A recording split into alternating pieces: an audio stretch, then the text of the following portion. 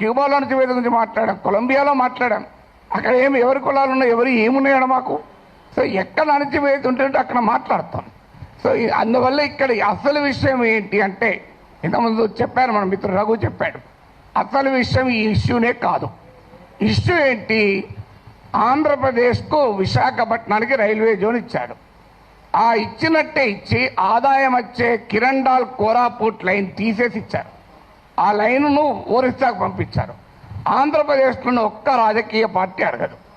నా పైన గంట సేపు డిబేట్ పెట్టే టీవీ ఛానల్ కూడా అడగవు. విచిత్రం ఏంటంటే, అయ్యా మరి ఈ రైల్వే జోన్ ఇచ్చారు, ఆదాయాన్ని ఇచ్చేదాన్ని తీసుకెళ్ళి ఒరిస్సాలో కలిపారు, ఇది అన్యాయం కదా అని ఒక్కరు అడగలే. నాగేశ్వర్ పైన 1 అవర్ డిబేట్ పెట్టిన వాళ్ళకు ఆంధ్రప్రదేశ్ ప్రజల కోసం అవసరమైన ఈ ఒక్క టాపిక్ మీద ఎందుకు డిబేట్ పెట్టరు? ఆన్సర్ లేదు.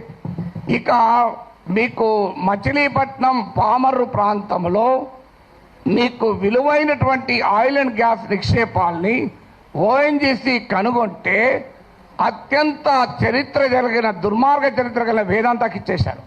తూత్కుడిలో ప్రజల్ని చంపినటువంటి వేదాంతకి ఇచ్చారు. ఇది ఆంధ్రప్రదేశ్లో ఏ ప్రధాన పార్టీలు రెండూ అడగలే.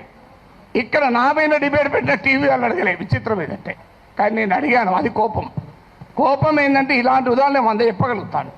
అందువల్ల పబ్లిక్గా క్వశ్చన్ చేయకూడదు. అందువల్ల ఒక్కసారి బెదిరిస్తే దాన్ని డాక్ట్రిన్ ఆఫ్ చిల్లింగ్ ఎఫెక్ట్ అంటారు. అంటే ఒక బెదిరిస్తే వీడు నోరు విప్పడని. కానీ గుర్తుపెట్టుకోవాలి, ఎంత బెదిరిస్తే అంత బిగ్గరగా అడుగుతాం, పని కట్టుకొని కూడా అడుగుతాం. అదే నేను అన్నది. అదే అని యుద్ధం మీరు మొదలు పెట్టారు, నేను ముగిస్తాను అన్నాడు. మళ్ళీ దాన్ని పెట్టుకొని యుద్ధం చేస్తావట అంటారు. అయ్యా నేను ఏమన్నా అందులో క్లియర్గా నా ప్రజా సమస్యల పైన అంటే ఇప్పుడు ఇంకా దానిపైన కేసు పెట్టలేదు. బహుశా ఎఫ్ఐఆర్ ఛార్జ్షీట్లు యాడ్ చేస్తారో తెలియదు. కానీ ఒక్కటి మాత్రం మళ్ళీ చెప్తున్నాను, మీరు అరెస్ట్ చేసుకుంటారా, కేసులు విత్డ్రా చేస్తారా, చెయ్యరా, అది మీ ఇష్టం. మేము మాత్రం మాట్లాడుతూనే ఉంటాం. We will die but we will not give up our right to free speech అన్నది మా మాట. చావనన్నా చేస్తాం కానీ మాట్లాడే హక్కును వదులుకోము. నీకే అణిచివేత వేసినా దానికి మేము సిద్ధం, సంతోషం. మీరు వస్తారంటే చెప్పండి, టైము ప్లేస్ కూడా చెప్పండి, ఆడికి వస్తా, కావాలంటే అరెస్ట్ చేసుకోండి. Thank you very much. Telangana ఉద్యమంలో స్లోగన్ ఉండే, ఆకలినైనా భరిస్తాం కానీ అవమానాన్ని సహించమని.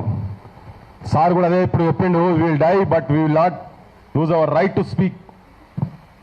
సో దీన్ని కంటిన్యూ చేసుకుంటూ ఈ ఆత్మాభిమానాన్ని చాటేందుకు ఇప్పుడు సార్ మీద చేసినటువంటి దుస్సాహసం ఏదైతే తెలుగుదేశం ప్రభుత్వం, లోకేష్ చేసినటువంటి, పవన్ కళ్యాణ్ వీళ్ళందరూ కలిసి చేసినటువంటి దానికి నేను తెలంగాణ సమాజానికి క్రాంతి దళ్ తరఫున